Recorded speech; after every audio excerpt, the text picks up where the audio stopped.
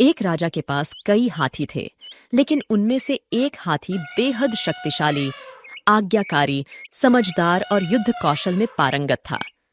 उसने कई युद्धों में राजा को जीत दिलाई थी और वह राजा का सबसे प्रिय हाथी बन गया था। समय बीतता गया और वह हाथी वृद्ध होने लगा।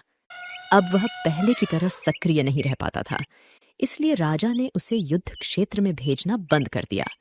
एक दिन वह हाथी जल पीने के लिए सरोवर पर गया, लेकिन वहीं कीचड़ में उसका पैर फंस गया और वह धीरे धीरे उसमें ढंसता चला गया।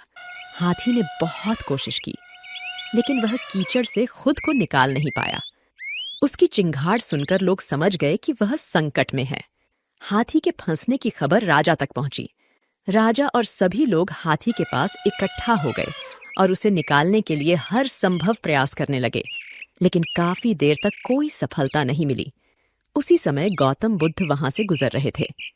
राजा और उनके मंत्रिमंडल ने गौतम बुद्ध से सहायता की प्रार्थना की। गौतम बुद्ध ने घटनास्थल का निरीक्षण किया और फिर राजा को सलाह दी कि सरोवर के चारों ओर युद्ध के नगाड़े बजाए जाएं। यह सुनकर सभी को अचंभा हुआ कि नगाड़े बजाने से हाथी कैसे बाहर आएगा। जैसे ही युद्ध के नगाड़े बजने लगे, उस कमजोर होते हाथी के हाव भाव बदलने लगे। पहले तो वह धीरे धीरे खड़ा हुआ और फिर सभी को चौंकाते हुए खुद ही कीचड़ से बाहर निकल आया।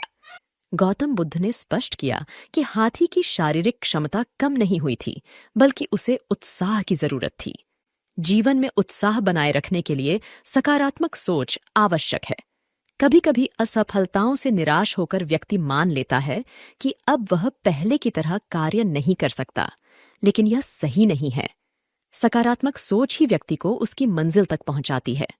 आप हमेशा सकारात्मक ऊर्जा से परिपूर्ण, स्वस्थ और प्रसन्न रहें। दोस्तों, अगर आप अभी तक हमारे साथ इस वीडियो में बने हुए हैं, तो कृपा करके बताएं कि आप हमें किस प्रदेश से देख रहे हैं, ताकि हम आपको आपके अंचल की कहानी बनाकर दिखा सके।